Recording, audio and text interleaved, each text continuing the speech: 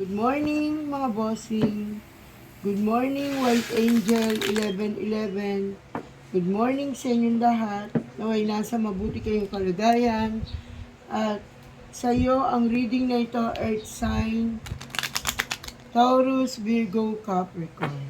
Good morning sa iyo. Ito ay reading mo mula September 3 hanggang 9.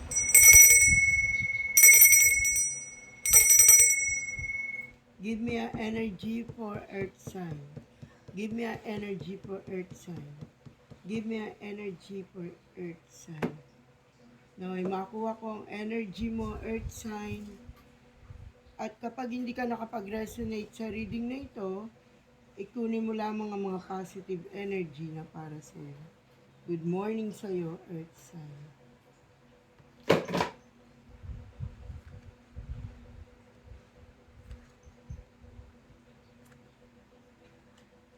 Sinasabi sa iyo, Earth Sign, na ngayon linggong ito ay dadanas ka ng kalungkutan. Sinasabi rito na magkakaroon ka ng mga negatibong balita mula sa malayong lugar. Sinasabi rito na huwag mong pairalin ang iyong damdamin. Sinasabi rito na marami kang pagdududa sa iyong minamahal. Siloso ka ba? Silosa ka ba, Earth Sign? Sinasabi rito na sa iyong paglalakbay ay magkakaroon ka ng mga hadlang. Sinasabi ang ilan dito ay nakapagpagawa na ng kanilang passport, ng kanilang ticket, nakabili na, ngunit ito ay hindi matutuloy. Hindi ko mawari dahil, ano ba to, sasakay ka ba ng barko, sasakay ka ba ng tawid dagat, at ito ay mahadlangan. Hindi natin alam, baka dahil dito sa bagyo. Ganun pa man, nakabili ka na ng ticket, masususpend dito, pero may paglalakbay pa rin magaganap. Matutuloy pa rin ito. May naguhod na iyong pangarap. Ngunit sinasabi rito na isa kang matatag na tao at hindi basta-basta matutumba na anumang suliranin. Sinasabi rin dito na meron kang pangarap na matutupad bago matapos ang taong ito, Earth Sign. At sinasabi rito na dahil malakas ang loob mo sa kabila ng kalungkutan at kapigatian, ay malalagpasan mo ito. Sinasabi rito na maraming tao na siyang talikuran na naninira sa iyo. Sinasabi rin dito na isang babae, kung ikaw ay lalaki, na matapos kang paibigin ay pinaglaruan ka lamang. Pinaasa ka lamang nito. Hindi ko alam kung ikaw yung babae o ikaw yung lalaki o ikaw yung lalaki na naglaro ng pag-ibig na nagpaluha ng babae o ikaw ang babae na nagpaluha ng lalaki na umibig sa iyo ng totoo. Sinasabi rin dito na reverse na hindi pa siya ang lalaki o babae na para sa iyo. Sinasabi rin dito na meron kang matatagpuan na hindi nating kalahi or taga-ibang bansa na siyang magpapaligaya sa iyo o siya ay nakilala mo lamang sa social media na magbibigay ng tagumpay sa iyo.